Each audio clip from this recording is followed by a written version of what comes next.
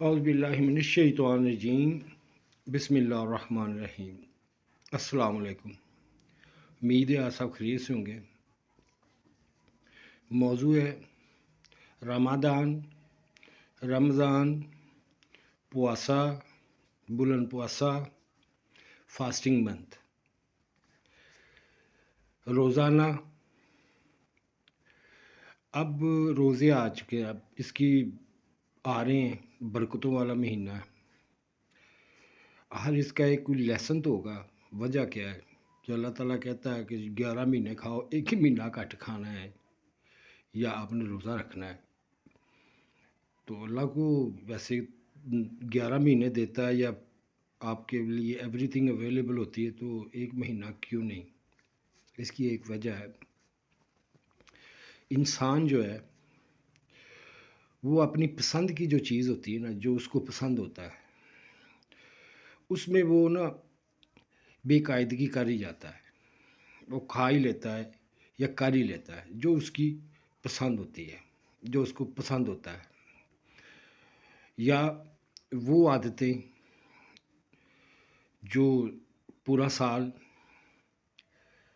ہم نے ہارمفل مین کے ایسے طریقے سے استعمال کی کہ جو ہمیں باڈی میں یا روح میں کمزوری یا بیماری پیدا کرے۔ فار ایگزامپل، کوئی بندہ پان کھاتا ہے، وہ سارا دن پان کھاتا ہے، دانت خراب ہو چکے ہوتے ہیں، لینگز، سگریٹ پیتا ہے، اس کے بھی لینگز۔ کسی آدمی کو گھی کھانے کے شوق ہے، گھی، وہ گھی بہت کھاتا ہے، مجھے شوق ہے، تو بیمار ہو جاتا ہے۔ مین کہ سالہ سال نا وہ جڑتا رہتا ہے کیلسٹرول۔ کسی کو گوشت کھانے کا شوق ہے، وہ گوشت نہیں چھوڑتا۔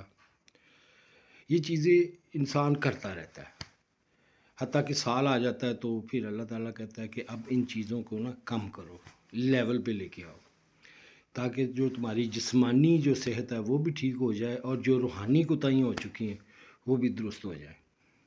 یعنی کہ روحانی کیا ہے؟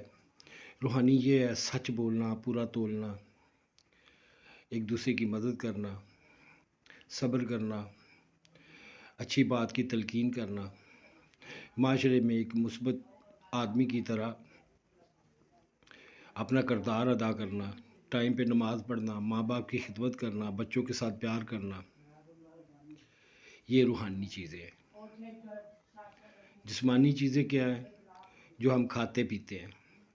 ویسے ابھی تک میں نے نہیں دیکھا کہ جو بھوک سے کوئی مرا ہو، شاید کوئی بھوک سے مر گیا ہو ویسے، لیکن زیادہ کھانے کی وجہ سے نا لوگ زیادہ بیمار ہوتے ہیں اور اللہ میاں جی کے پاس بھی چلے جاتے ہیں۔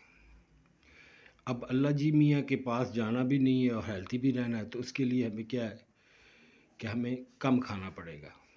اب ہم دیکھتے ہیں کہ اگر پاکستان میں چیزیں مہنگی ہوئی گئی ہوں گی تو ساہوکاروں کو تو پتہ ہوتا ہے یہ زیادہ کھائیں گے، اس لیے رمضان آنے سے پہلے مہنگائی ہو جاتی ہے۔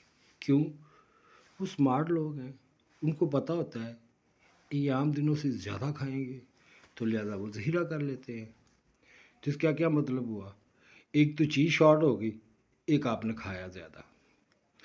گھر کا جو بجٹ جو ہوتا ہے نا تقریباً 50% بڑھ جاتا ہے، کیونکہ ہم نے پھر شربت بھی پینا ہے، دہی بھی کھانی ہے، پراٹھے بھی کھانے ہیں، پھر ہم نے کھجوریں بھی کھانی ہے، پھر اس کے بعد سموسے، کچوریاں، طرح طرح کے کھانے ہوتے ہیں۔ وہ کون سا روزہ ہوتا ہے؟ یہ چیزیں، یہ ایک لیسن ہے ہمارے لیے۔ تو اللہ تعالیٰ کہتا ہے کہ میں نے آپ کے لیے روزے اتارے جیسے کہ میں نے پہلی قوموں کے لیے اتارے تھے، تاکہ تم پاک اور صاف ہو جاؤ۔ پاک سے کیا مراد ہے؟ کہ جو آپ میں اسپرچول جو روحانی کمزوریاں آ چکی ہیں، جو میں نے پہلے گنائی ہیں، وہ درست ہو جائیں، اور جسمانی جو بیماریاں آ چکی ہیں، جو ویکنس ہو چکی ہے، کیلسٹرول ہے، دل کی بیماریاں، آپ آج کل دل کا تو پتہ ہی نہیں لگتا، تو وہ لیول پہ آ جائیں۔ اس کو کہتے ہیں جی روزہ۔ اور شیوا کی میں بات کرتا ہوں کہ مجھے ایک دوست نے کہا کہ شیوا ایک کریکٹر ہے، ایک مین کے نبی آیا تھا، تو اس کی شکل انہوں نے دکھائی نا، تو میں نا شکل دیکھ کے ناراض، میں نے کہا اچھی شکل کیوں نہیں بنائی؟ میں نے اس سے ناراض ہوا تھوڑی. ہوتا ہے نا جب پہلے پہلے بندہ نہیں جانتا تو میں نے اس کے ساتھ مجھے تو اچھی شکلیں پسند ہیں. اس نے کہا کہ یہ سزا دینے کے لیے ہوتا ہے. اب میرے ذہن میں یہ آ گیا فوراً. میں نے کہا ہاں یہ بالکل موت کے فرشتے کا ایک عکس ہوگا. کیسے؟ کیوں جب برے آدمی کی جب روح نکالتے ہیں نا تو وہ بڑے ڈرونے بن کے آتے ہیں. اس لیے انہوں نے شکل یہ رکھی ہوئی ہے. تو شنکر کی جو شکل جو رکھی ہوئی ہے انہوں نے رکھی ہوئی ہے بہترین اچھی. وہ ہوتے ہیں نورانی فرشتے جو اچھے آدمی کی جان نکالنے آتے ہیں. یہ موت کے فرشتے ہوتے ہیں. تو ان کو ہم نے مین کے ہر مذہب میں ایسے ہو چکا. اب میں کیا کروں؟ مجھے تو خود شرمندگی ہو رہی ہے کہ یہ کیا کر رہے ہیں ہم.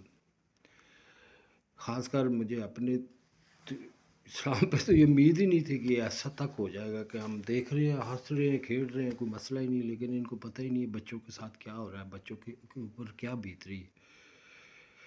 فرشتوں کے اوپر کیا بیت رہی ہے ان کو پتہ ہی نہیں. اور دنیا دیکھ بھی رہی ہے. باقی میں بات کروں گا تھوڑی پرسنل. اس کے لیے وہ بھی ایک میری کہانی آپ دیکھ لیں کہ ایک عام آدمی کی کہانی چل رہی ہے تو آپ اس سے سبق سیکھیں. باقی میں تو پھر بھی یہی کہوں گا اپنی عوام سے کہ بھائی سڑکوں پہ مت آنا. جھگڑا مت کرنا. یہ جھگڑے کا ٹائم نہیں ہے. کوئی اس سے فائدہ اٹھا جائے گا. میں نہیں چاہتا کہ یہ دوبارہ ہو. پڑھے لکھے لوگ ہیں. آپ سب سے پہلے تو یہ آپ علم حاصل کرنا شروع کریں. اور دوسرا آپ جائز مطالبات ہیں وہ سپیکنگ کے ذریعے یا ایک پرامن احتجاج کے ذریعے بھی ہم کر سکتے ہیں. تو کوشش کریں کہ اپنے جو لا مشینریز ہے اس کو سٹیبل کرنے کی کوشش کریں. ان کو کہیں کہ آپ نے اللہ سے ڈرنا ہے. آپ نے لوگوں سے نہیں ڈرنا. اگر آپ نے اللہ سے لوگوں سے ہی ڈرنا ہے تو پھر آپ چھوڑ دیں. اللہ سے ڈریں.